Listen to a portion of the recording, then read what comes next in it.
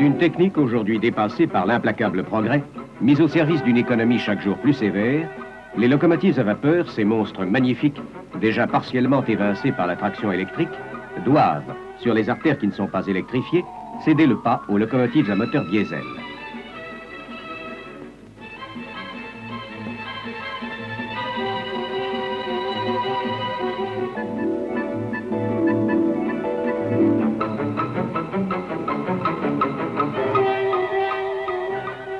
La ressemblance extérieure de ces deux locomotives pourrait les faire prendre pour des sœurs jumelles. En fait, elles font partie des deux grandes familles de locomotives diesel, puissantes, modernes, les 67 000 et les 68 000.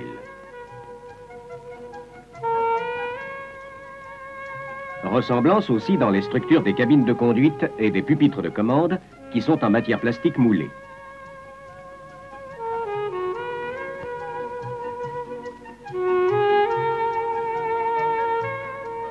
Les tableaux de bord et les appareils de contrôle sont également identiques. Les mêmes gestes rituels sont observés pour la mise en marche des moteurs thermiques.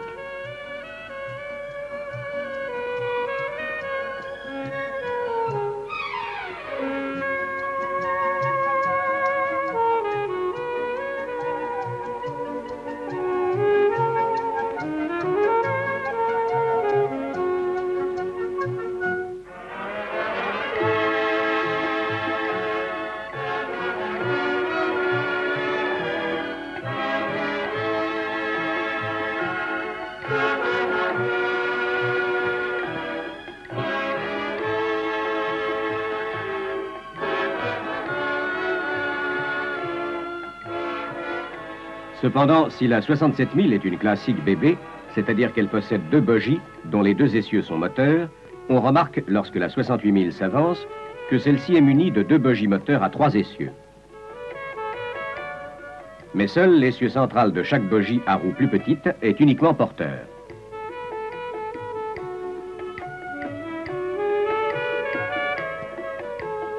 Ces deux types de locomotives peuvent être couplés et ainsi unir leurs efforts pour la remorque de train lourd sur profil difficile.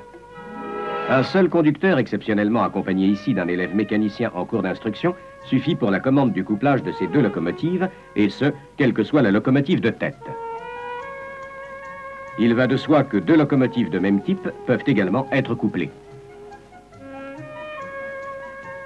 C'est dans le proche voisinage de la ville de La Rochelle et de son port, baignés par les eaux de l'océan Atlantique, que les locomotives 67 000 sont construites.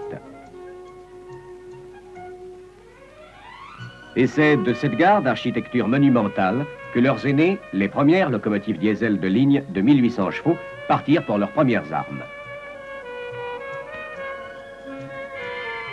En tête d'un train rapide, cette 67 000 passe devant le berceau de sa famille, les ateliers et le grand hall de montage qui l'ont vu naître.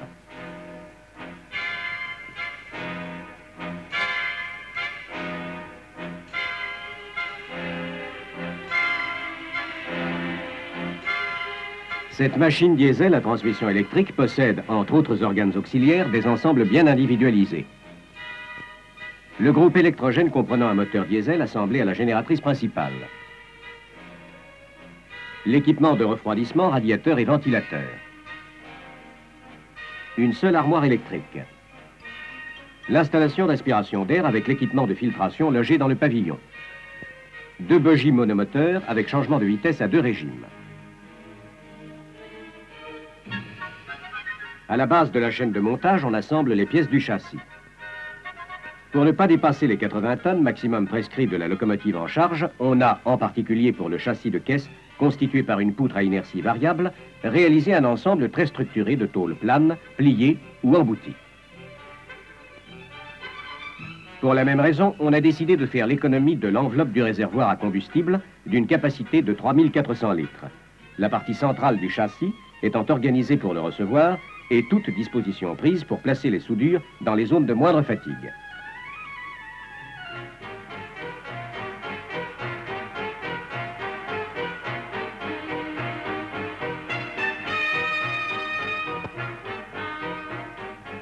Ainsi équipé, le châssis est retourné en position normale pour permettre la mise en place de l'ossature de caisse. Celle-ci, qui ne participe pas à la résistance de l'ensemble, est constituée par des profilés, des pliés ou des emboutis en acier, soudés entre eux et sur le châssis.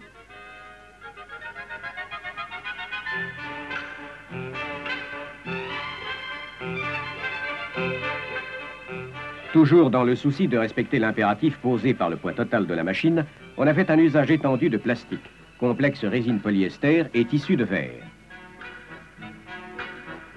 Éléments de toiture au-dessus des radiateurs et de l'armoire électrique. Revêtement intérieur du compartiment moteur.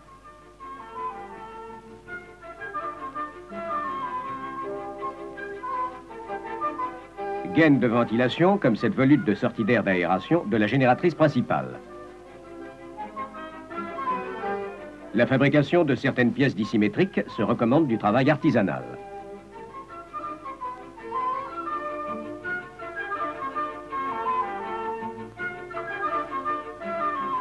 La coupe sur mannequin du tissu de verre, suivi de l'enduit au pinceau.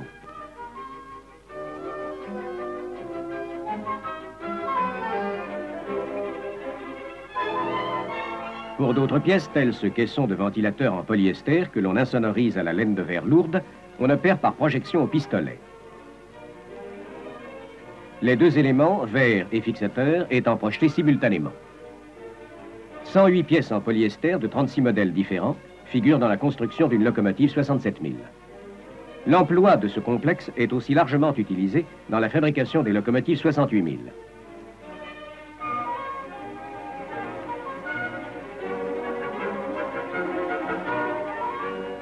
La légèreté relative du plastique n'altère en rien sa solidité et sa grande résistance au choc, comme en témoigne ce personnage de plus de 100 kg qui se permet de sauter sur un léger cône de ventilateur.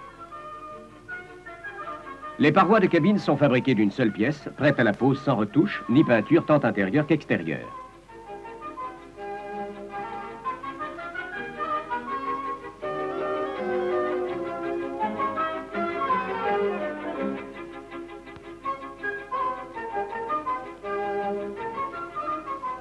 Dans une armoire unique d'armature en métal léger, se trouvent groupés tous les appareillages électriques de puissance. Prenant un minimum d'encombrement, elle est, dans la locomotive, accessible sur ses 4 faces. Le moteur diesel à 16 cylindres qui fournit à 1500 tours minute une puissance de 1765 kW, soit 2400 chevaux, est accouplé à une génératrice pour constituer le groupe électrogène. Celui-ci est installé très à l'aise dans la caisse, ce qui permet d'effectuer facilement les opérations de contrôle et d'entretien courant.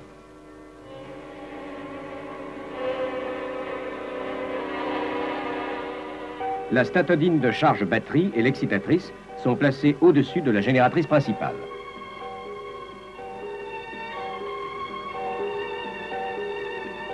Le bogie monomoteur, d'une conception s'inspirant de celle des locomotives électriques, possède un changement de vitesse à 2 régimes.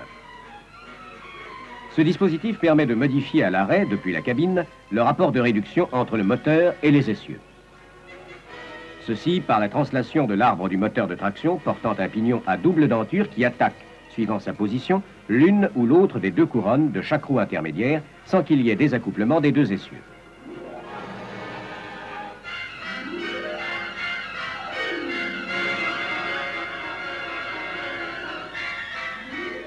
Les bogies mis convenablement en place vont maintenant recevoir la caisse complètement équipée des organes qui vont donner la vie et la puissance à l'ensemble.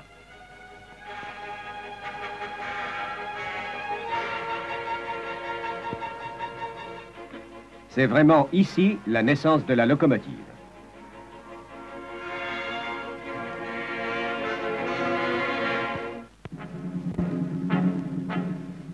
Déjà, la nouvelle-née va subir de nombreux essais de puissance à poste fixe.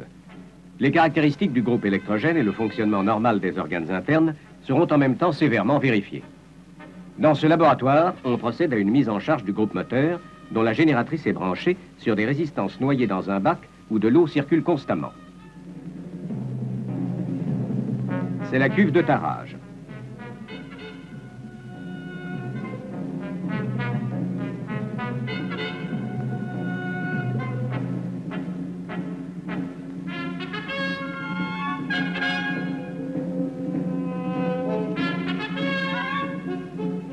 La puissance du groupe y est transformée en chaleur, et celle-ci dissipée dans l'eau de la cuve.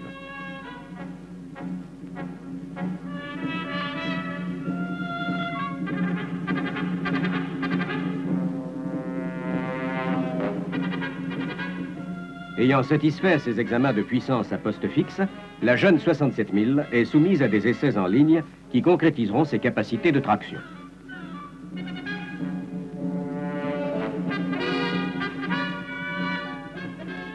Non, elle ne retourne pas en atelier. Elle n'a rien oublié. C'est une 68 000, comme on le voit, qui circule dans la cour des ateliers de Saint-Chamond, chargée de sa construction. Située dans la région industrielle de la Loire au sud de Lyon, Saint-Chamond a le visage austère des grandes cités toujours voilées par les fumées des usines et des forges auxquelles s'opposent heureusement les paysages champêtres qui l'entourent de leur calme décor.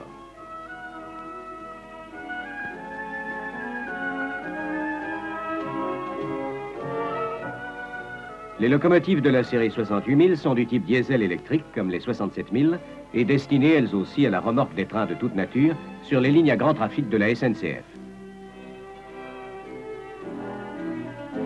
À l'intérieur de la caisse, on peut voir le bloc de refroidissement, le compresseur d'air, le moteur diesel et sa génératrice,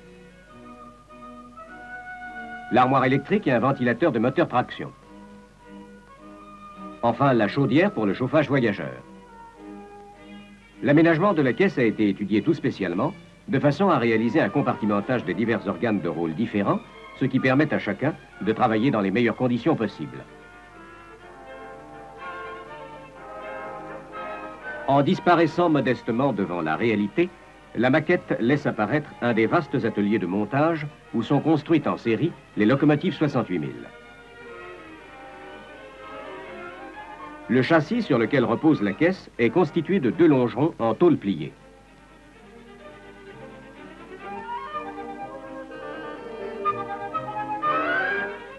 Ces 2 longerons sont réunis par 2 traverses de tête et des traverses intermédiaires dont les 2 centrales supportent le groupe électrogène.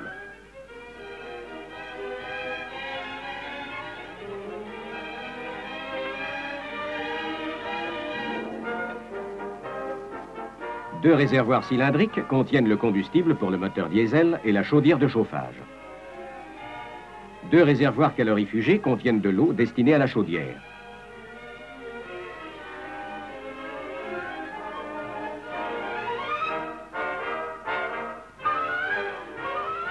La charpente des faces latérales est constituée de chaque côté par une poutre en treillis dont les montants relient les longerons et le battant de pavillon sur lequel ils sont assemblés par soudure.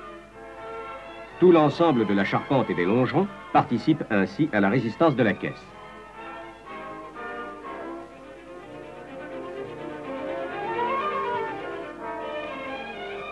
Les cloisons d'extrémité de la caisse sont mises en place.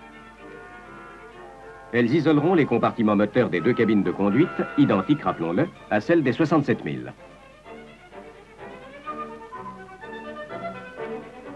Le moteur diesel à 12 cylindres d'une puissance de 2000 kW, soit 2700 chevaux, accompagné de sa génératrice, est descendu dans son compartiment. Comme sur la 67 000, il va reposer sur des plots élastiques coniques qui absorbent les réactions verticales et horizontales dues aux conditions du service.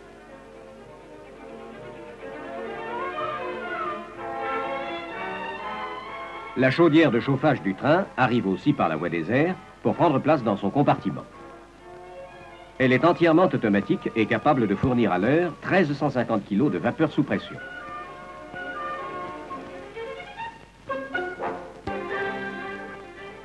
Le bogie de la locomotive 68 000 a 3 essieux. Il se caractérise par la présence d'un essieu central porteur aux roues plus petites que celles des 2 extrêmes qui sont moteurs. Le souci d'utiliser au mieux le poids adhérent des 2 essieux moteurs a conduit à adjoindre au classique dispositif de traction basse, adopté entre autres pour les 67 000, un dispositif réalisant en permanence l'égalité des charges entre les essieux moteurs d'un même bogie grâce à l'intervention d'un pivot de traction. Le châssis du bogie, présenté ici roues en l'air, reçoit l'essieu médian entourant le pivot de traction.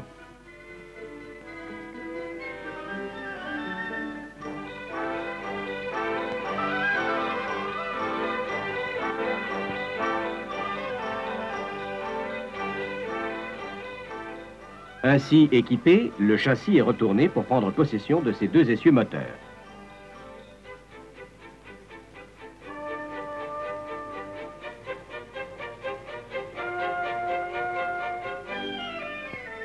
Une autre innovation caractérise ce bogie. La charge de chaque essieu moteur peut être réglée à volonté à 18 ou 20 tonnes en fonction des possibilités offertes par les voies à parcourir.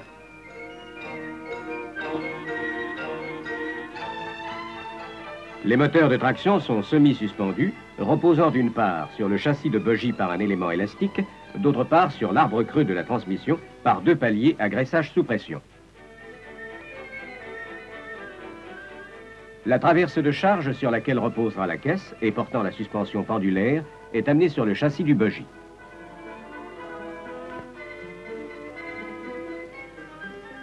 Deux bielles de suspension, l'une verticale et l'autre horizontale, relient le châssis de caisse à la traverse de charge. Si les 68 000 comme les 67 000 ont chacune leurs caractéristiques particulières, elles ont également, en plus de leur cabine de conduite, un certain nombre d'organes strictement identiques, ce qui permet de faciliter l'entretien et l'approvisionnement. Ce pupitre de conduite est normalisé et sert aussi sur les locomotives électriques. Parmi les principaux organes communs aux 2 machines, il faut citer le bloc électropneumatique de commande des freins, le compresseur d'air, la pompe et les filtres à combustible et à huile, les faisceaux des radiateurs de refroidissement du moteur diesel, les ventilateurs de ces radiateurs. Ces ventilateurs sont équipés d'ailettes réalisées en résine synthétique stratifiée.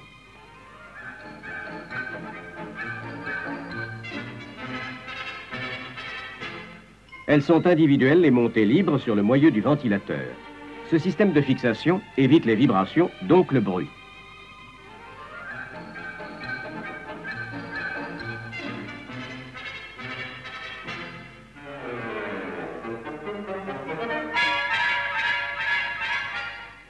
Le nombre des aubes de guidage, elles aussi en résine synthétique, est premier avec le nombre des ailettes de ventilateur.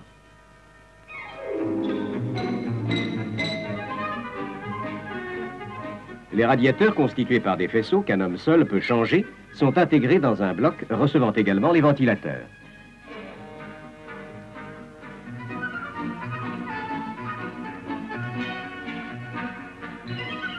D'autre part, l'air nécessaire au fonctionnement des différents organes est aspiré au travers de plaques filtrantes au crin néoprène. Toujours en point commun aux 2 locomotives, l'insonorisation particulièrement soignée des parties habitées.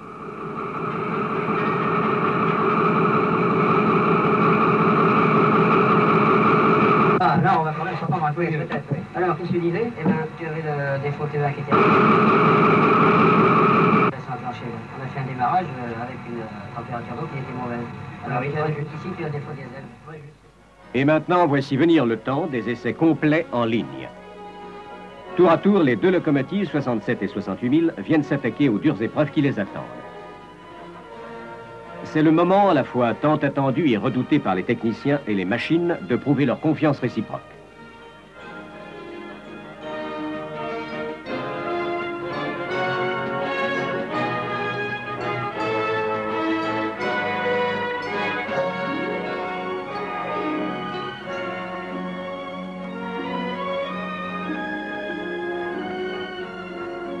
Si le parcours choisi s'inscrit sur le plan d'un des plus beaux paysages du Dauphiné et des Alpes, ce n'est pas pour se consoler d'éventuelles difficultés toujours à craindre en marche d'essai.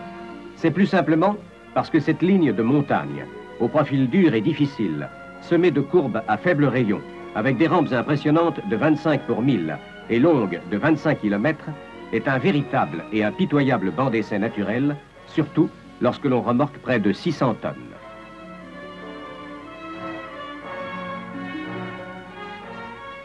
Des enregistrements très instructifs sont faits. Effort, température, pression, etc., ainsi que l'observation des gaz d'échappement et la mise en évidence de l'influence de l'altitude et des tunnels à voie unique.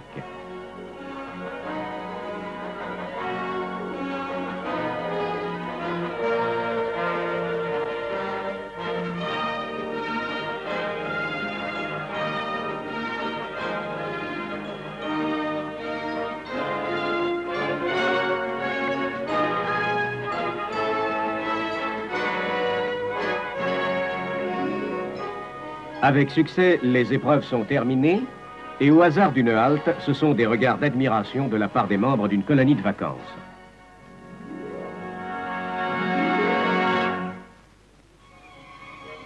Les locomotives diesel de ligne sont mises en service sur toutes les régions de la SNCF. Elles assurent aussi bien la remorque des trains de voyageurs express et rapides comme ceux de messagerie ou marchandises. Compte tenu des possibilités dont ont fait preuve ces machines, la SNCF envisage d'aller plus haut et examine l'intérêt de locomotives diesel aptes à développer des puissances de l'ordre de 3000 kW, soit 4000 chevaux.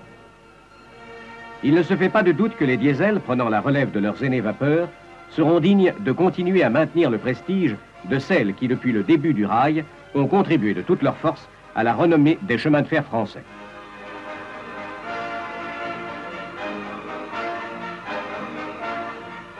Ainsi se termine Diesel 67-68 et en espérant que ces documents vous ont intéressé, nous vous remercions de votre attention.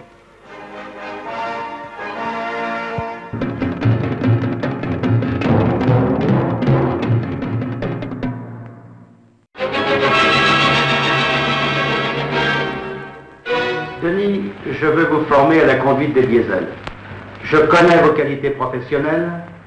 Je sais que vous serez très intéressé par cette technique entièrement nouvelle pour vous. Mais patron, je ne demande pas mieux que d'apprendre. Dans un métier comme le nôtre, on n'en connaît jamais assez. Pourtant, je voudrais vous demander quelque chose. Mon Dieu, si c'est dans la mesure de mes moyens, je n'y vois pas d'inconvénient. Voilà. Si les machines vapeur restent encore un certain temps utilisées sur des express, je voudrais conserver ma Pacifique. Parce que, vous comprenez... C'est d'accord. Je vous le promets, Denis. Nous en parlerons après votre stage. Merci, patron. Pendant 3 semaines, ces hommes vont fréquenter assidûment ces conférences et s'initier au mystère du diesel électrique. Et Denis, lui-même, l'incorruptible pacificard Denis, est déjà presque converti. Il n'est pas le moins intéressé par la nouvelle technique qui lui est dévoilée en découvrant tous les avantages de la 060 DB qui se charge du travail de 2 locomotives 231F à charbon en doublant son économie car sa consommation en gasoil n'est que de 3,22 litres au kilomètre contre 16 kg de charbon pour une seule Pacifique à vapeur. Ces dernières, vouées d'ailleurs à une retraite bien méritée et largement gagnée, vont de bonne grâce, bien sûr, céder la place à la nouvelle génération qui monte et s'effacer devant elle avec la modestie de ceux qui savent s'en aller simplement, après avoir accompli honnêtement la mission qui leur fut assignée, en souhaitant le respect de la légendaire tradition sans tache qu'elles ont su se faire, servir ceux pour qui elles ont été créées.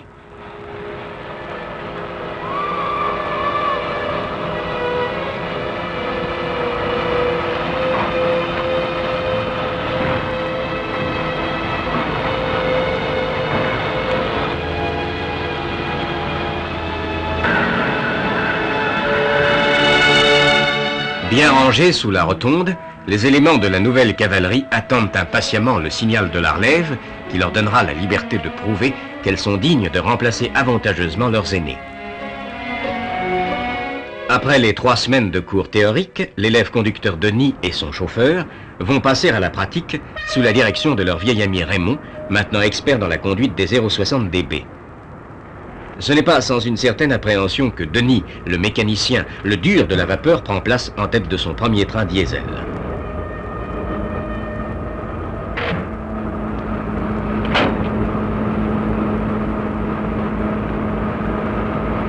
Allons-y.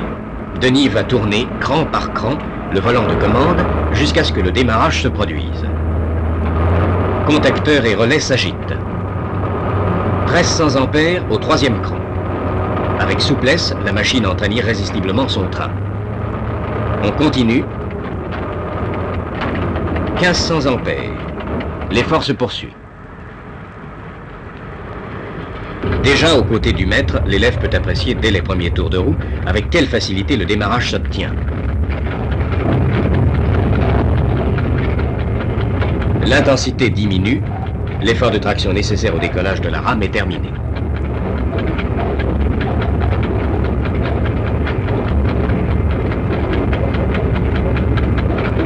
« 25 km à l'heure au flamand, dont l'aiguille rouge indique la vitesse limite permise. Progressivement maintenant, le convoi va pouvoir prendre de la vitesse en poussant jusqu'au cran 8.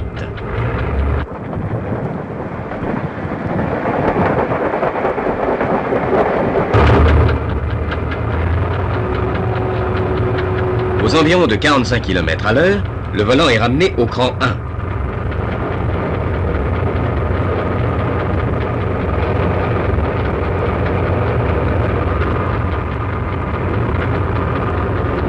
Denis manœuvre la poignée de changement de régime et se replace aussitôt sur le cran 8, ce qui est pleinement approuvé par son instructeur et ami. «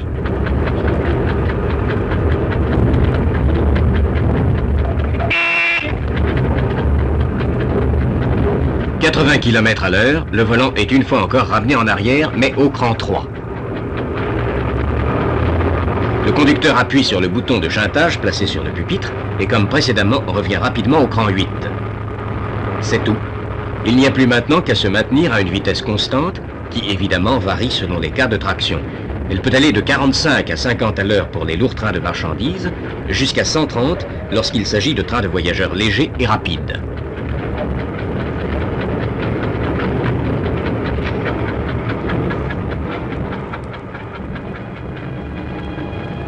Regret? Non. Souvenir.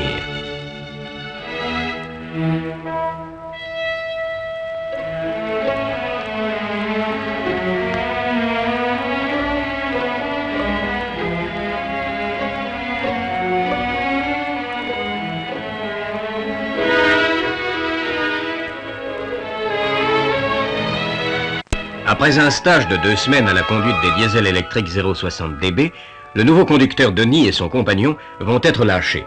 Pendant que les 2 hommes reçoivent les derniers conseils avant de repartir seuls cette fois, un agent fait le plein de gasoil en gare, car à présent, les roulements n'exigent plus, comme au temps de la vapeur, la relève de La Rochelle.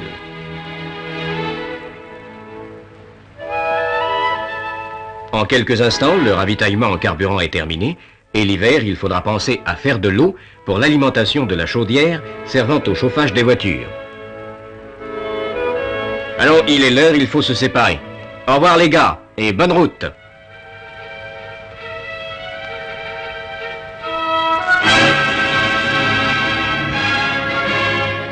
Enlevant son train avec brio, Denis fait la joie de son vieux copain Raymond, fier de ses 2 victoires, celle d'avoir fait un bon conducteur et celle d'avoir converti un têtu de la vapeur en fervent de la dieselisation.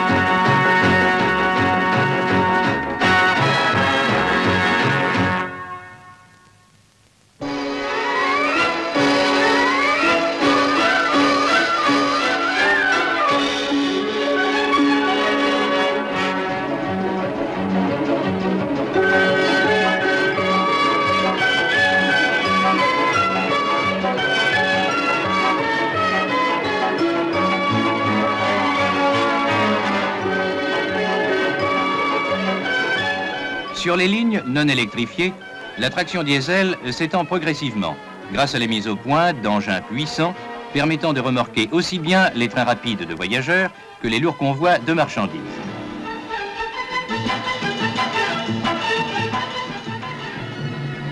La construction du moteur diesel comporte des opérations délicates effectuées à l'aide d'un outillage perfectionné au sein d'ateliers modernes. L'usinage du bâti-cylindre y est effectué au moyen d'une machine-outil réalisée spécialement à cet effet. Cette machine comporte 96 outils. L'alésage du logement dans lequel viendra se placer l'ensemble du cylindre doit être effectué avec une précision de quelques centièmes de millimètre.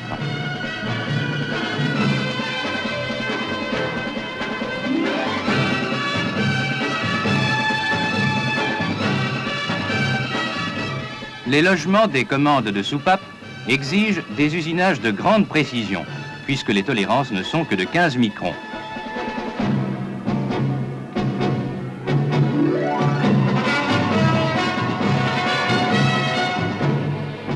Les alésages du carter-tunnel, dans lesquels viendront se loger le vilebrequin et les arbres à cames, demandent la mise en œuvre de 35 outils. La précision diamétrale est de 3 centièmes.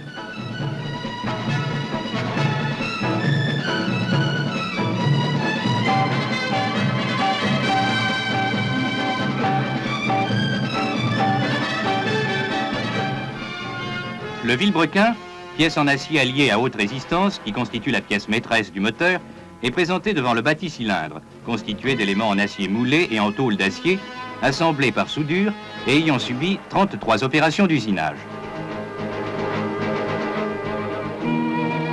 Le vilebrequin, déjà équipé de ses coussinets de palier, est introduit en bout dans le carter-tunnel, avec toutes les précautions requises pour assurer une présentation sans heurts et un alignement parfait des 9 logements de coussinets.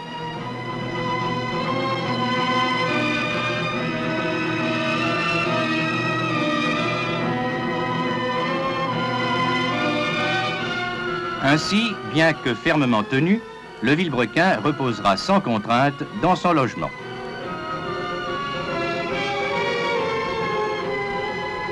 Les pistons en alliage léger sont intérieurement refroidis par de l'huile. Soumis en service à des contraintes mécaniques et thermiques sévères, ils font l'objet de contrôles extrêmement sérieux. Le dernier de ces contrôles concerne les dimensions. Celles-ci doivent être respectées avec des tolérances de quelques centièmes de millimètre seulement.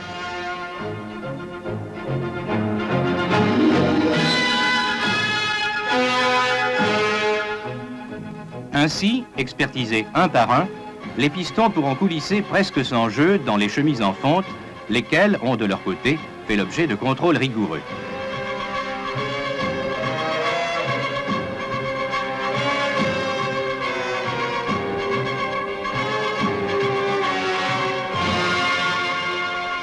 Le moteur, une fois équipé de ses organes essentiels, passe en chaîne pour être muni des auxiliaires indispensables à son fonctionnement.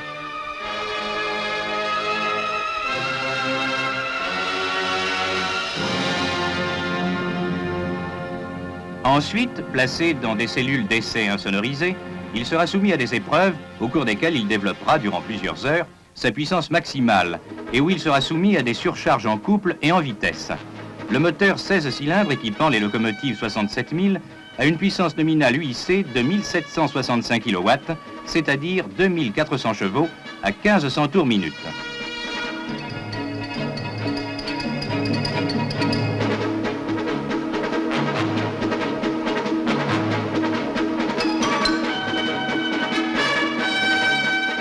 L'ensemble, qui est actuellement à l'essai dans une autre cellule, est destiné aux locomotives CC 70 000. Le contrôleur de plateforme vérifie sur le pupitre de commande et de contrôle ses appareils de mesure et de sécurité.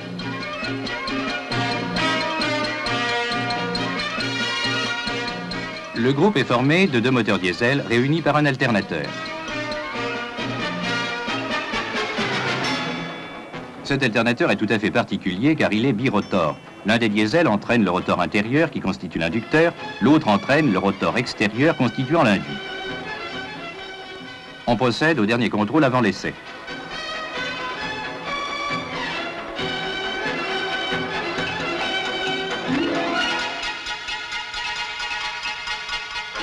Mise en marche. la vitesse relative de ces deux roteurs, tournant en sens inverse au sein d'une virole servant d'entretoise aux deux bâtis diesel, va atteindre ainsi 3000 tours par minute. On a formé un ensemble compact et léger, développant une puissance globale de 4800 chevaux, soit 3530 kW.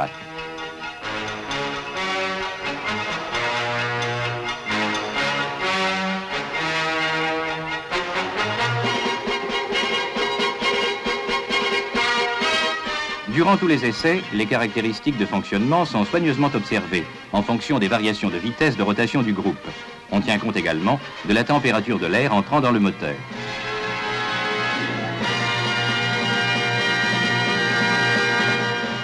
Pendant ce temps, dans les ateliers de construction de la locomotive, on a procédé à l'assemblage de la caisse de la machine sur les bogies.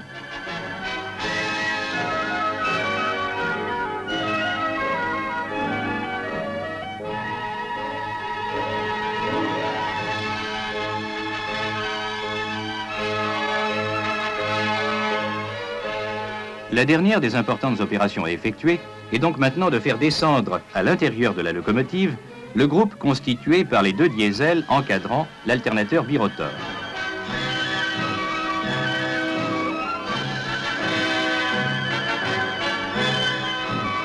Avec une grande précision, malgré ses dimensions et son poids, le groupe moteur-alternateur descend et va reposer sur les points d'appui élastiques prévus à cet effet. La locomotive diesel 70 000 a maintenant rassemblé ses principaux éléments. Il convient naturellement de parfaire son aménagement et d'installer les équipements nécessaires à sa prochaine mise en service.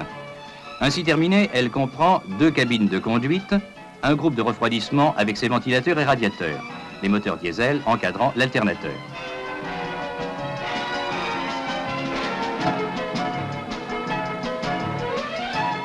Ainsi qu'un second groupe de refroidissement et les équipements électriques et pneumatiques indispensables à son activité.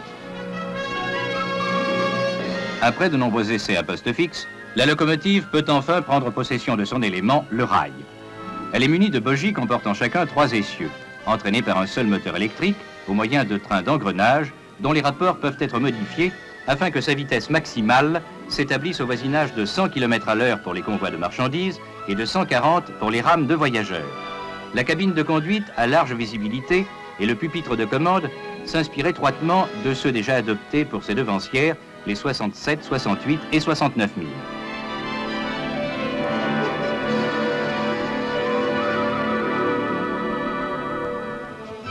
Après des essais préliminaires sur la voie de l'usine qui l'a vu naître, la locomotive est soumise à des épreuves de plus en plus sévères.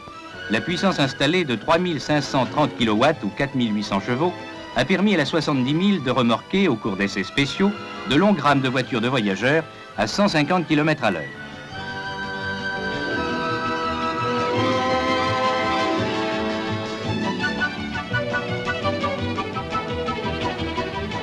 Son double rapport de démultiplication la rend apte, avec ses 6 essieux moteurs couplés, à remorquer également des trains de marchandises sur profil difficile.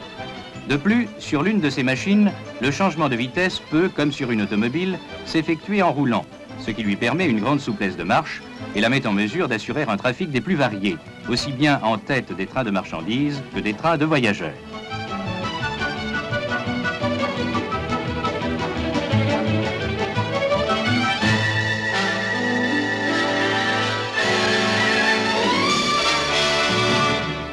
Une diesel électrique, comment ça marche? Eh bien, nous sommes à Belfort, chez Alstom, là où précisément on construit des diesels électriques, et pas n'importe lesquels, les derniers nés pour Fret SNCF, les 475 000 qui sont commandés à, tenez-vous bien, 400 exemplaires. Allez, suivez-moi, on va aller visiter les coulisses. Voilà, nous sommes à l'intérieur de la locomotive diesel électrique et vous voyez tout de suite que ça s'apparente au coursif d'un bateau. Oh, on n'en est pas loin. Pourquoi? Parce que la seule source d'énergie d'une locomotive diesel électrique, c'est d'abord le moteur diesel. Et le moteur diesel, ben, vous l'avez ici. Il s'agit d'un diesel 16 cylindres en V, donc vous voyez ici les cache-culbuteurs. Il développe 3000 chevaux et les gaz d'échappement entraînent 4 turbos. Là où se trouve ma main, voici donc un turbo. 4 sorties d'échappement et on retrouve les gaz d'échappement avant les rejeter à l'atmosphère. Vous voyez, ça, c'est pas petit, eh bien c'est le silencieux d'échappement avant de les rejeter à l'atmosphère. Car, bien entendu, qui dit locomotive diesel dit évidemment tenir compte du bruit extérieur. Comme il s'agit d'un moteur diesel, eh bien, le moteur diesel, il chauffe, il faut donc éliminer ses calories. Et là aussi, c'est pas petit, regardez, c'est là, vous l'avez, là, ça, voilà. Là, il y a des énormes radiateurs de part et d'autre. L'air est aspiré à travers le radiateur, à travers les caisses, à travers des filtres, et est rejeté sur le toit par l'intermédiaire d'un énorme ventilateur. Alors que fait-on avec ce diesel? Eh bien ce diesel qui tourne quasiment à vitesse constante, au maximum à 1800 tours par minute, ce qui est rapide pour un énorme moteur diesel, il n'entraîne pas directement les roues, car on ne sait pas transmettre 3000 chevaux mécaniquement, on casserait tout. On entraîne, regardez, un alternateur. Voici l'alternateur entraîné directement par le moteur diesel. De cet alternateur sort un courant, c'est du courant alternatif, 90 périodes, c'est un peu bizarre, et c'est du courant triphasé. Autrement dit, il y a 3 sorties, 1, 2 et 3. Et que fait-on avec ce courant? Suivez-moi, c'est une véritable alchimie. Le courant, en effet, qui sort de l'alternateur, c'est un courant alternatif, tension 1400 volts, intensité de l'ordre de 800 ampères. Mais il ne va pas alimenter directement les moteurs de traction électrique, car la régulation de la vitesse et de la traction de la machine se fait à travers ce bloc d'appareillage électronique. Petite explication, le courant triphasé arrive donc ici, dans cette armoire. Il est d'abord transformé en courant continu et à nouveau transformé en courant alternatif triphasé à fréquence variable et à tension variable. Et c'est en faisant varier la fréquence et la tension de ce courant que l'on va, en quelque sorte, réguler à la fois la vitesse de la locomotive et son effort de traction. Vous voyez, quand je parle d'alchimie, c'est pas un vain mot. Enfin, comme dans toute locomotive, il y a des auxiliaires, il y a le compresseur d'air avec son réservoir, il y a l'alimentation du chauffage, du dégivrage, et également à l'avant et à l'arrière, il y a 2 postes de conduite, ce qui est là tout à fait classique.